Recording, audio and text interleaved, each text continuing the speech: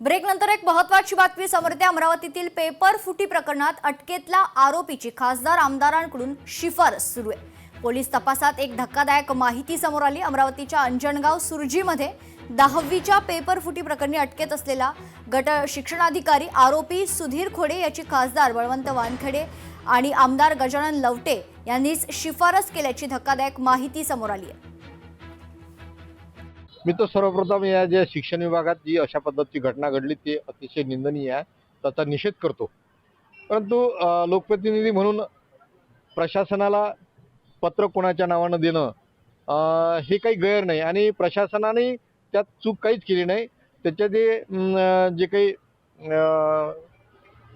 त्याचा क्लेम होता त्या क्लेमप्रमाणेच त्याला नियुक्ती दिलेली आहे।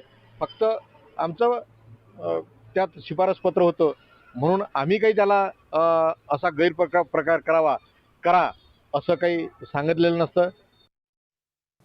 मेळघाटातील जलजीवन मिशन योजनेत पैसे नसल्याने कंत्राटदारांनी बंद केल्याने मेळघाटात आणखीन भीषण पाणी टंचाई निर्माण झाली, असा गंभीर आरोप बळवंत वानखेडे यांनी केला। तसेच जलजीवन मध्ये सातत्याने भ्रष्टाचार होत असल्याचे देखील वानखेडे म्हणाले।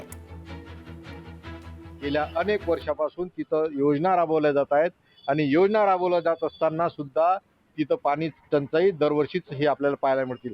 त्याच गावात त्या पाणी टंचाईच्या विषय नेहमी समोर येतो। आम्ही गेल्या काही दिवसात 4-5 दिवसात जिल्ह्याच्या माजी पालकमंत्री यशोमतीताई ठाकूर आणि मी स्वतः आम्ही दौरा केला।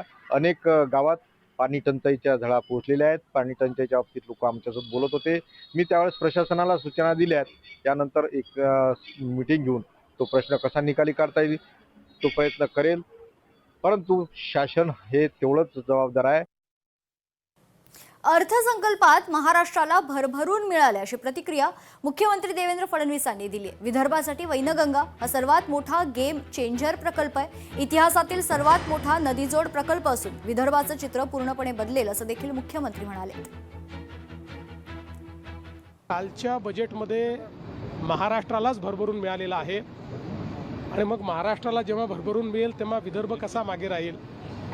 त्यामुळे विदर्भाला आणि महाराष्ट्राला आणि मला असं वाटतं की अनेक गोष्टी असतील पण विदर्भाकरता सगळ्यात मोठा गेम चेंजरचा प्रकल्प हा वैनगंगा नळगंगा इरिगेशन प्रोजेक्ट, जो आतापर्यंतच्या आपल्या इतिहासातला सगळ्यात मोठा नदीजोड प्रकल्प आहे, त्याला आपण प्रशासकीय मान्यता देऊन काल बजेटमध्ये त्याची घोषणा केलेली आहे। माझी माध्यमांना विनंती आहे की नागरिकांमध्ये विनाकारण भीतीचं वातावरण तयार करू नये।